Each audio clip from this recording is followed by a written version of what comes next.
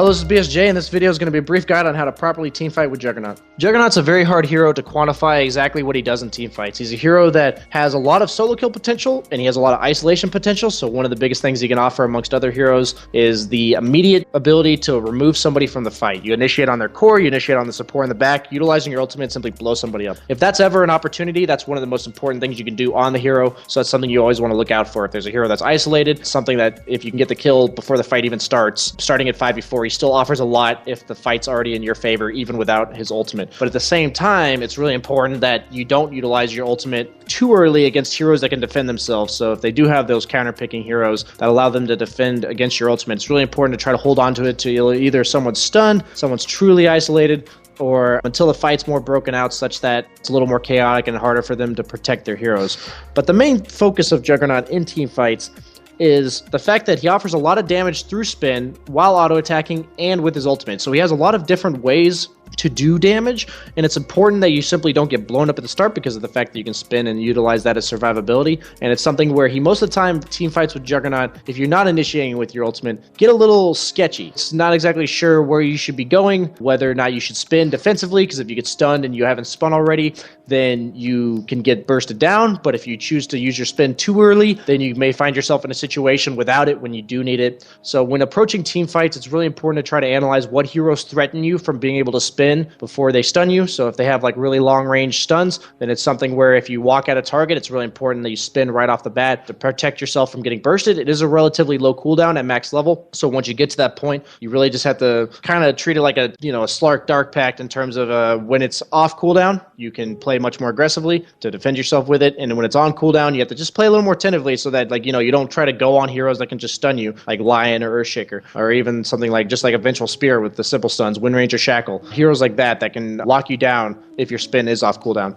But one of the most important spells that people don't utilize in team fights with Juggernaut is Healing Ward. It's something that helps you siege towers. It's something that allows you to reset the fight. So utilizing your spin to disengage in fights is like really good. It's something where if you play very aggressively, utilize your ultimate, simply auto attack somebody a bunch, bring a target down, and then utilize either your spin or just your high movement speed to get out of the fight really quickly. And loading up with Healing Ward, it basically gives you the same concept that Slark gives you, where you can leave the fight, come back as full, and try again. And that's why it's really important to have the mana items in the fights, especially something like a wand, just to give yourself the mana properly to be able to utilize Healing Ward, because all of his abilities are very mana intensive, and you want to usually be able to use spin more than once in a fight. Most fights will last long enough for you to use spin multiple times. The biggest thing for him, though, is that he's a very good tower sieger. He's a hero that you don't only have to utilize Healing Ward to disengage and re-engage. You can utilize it if one of your heroes is getting chased and it's a really high movement speed Healing Ward, so it's hard for them to bring down, but it does die in one auto attack, so it's really important to note if they are ranged heroes, it's really hard for the enemy melee heroes to kill it, so you want to focus on kiting the melee heroes with it if they have them, and if they have ranged heroes, pretty much keeping it out of their grasps.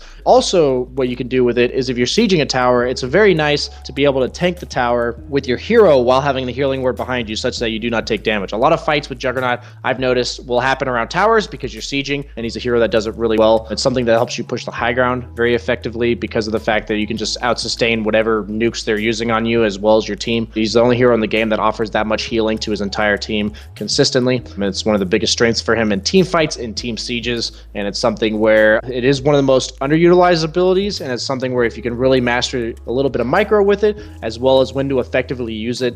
you can sometimes give your heroes almost twice the effective health pool simply because of how much healing you're able to give them. So really the ultimate is something where, like I said, you either use it to burst somebody down or use it on an isolated target. There are fights where the best thing for you to simply do is ultimate to save yourself, or in terms of like you're coming out of a spin and you realize you're in a sticky situation, and if you don't do something quickly, you're just going to die. And since your ultimate does make you invulnerable, it is a way of survivability in order to reset the fight. And it's something where you never want to utilize that just for that, for the most part, but if it's something where you may even just do half the health of a core hero while saving yourself, that's definitely worth the trade-off for utilizing your ultimate.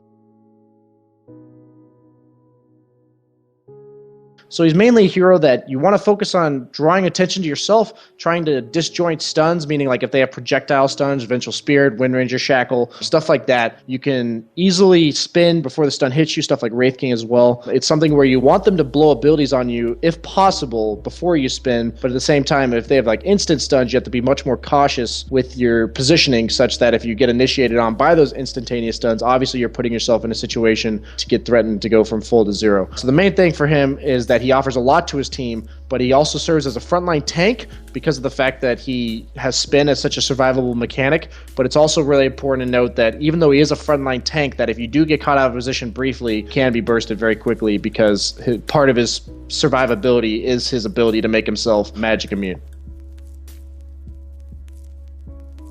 Hope you enjoyed this video on how to teamfight with Juggernaut, and I hope to see some serious Healing Word microing skills in the near future in my pub games.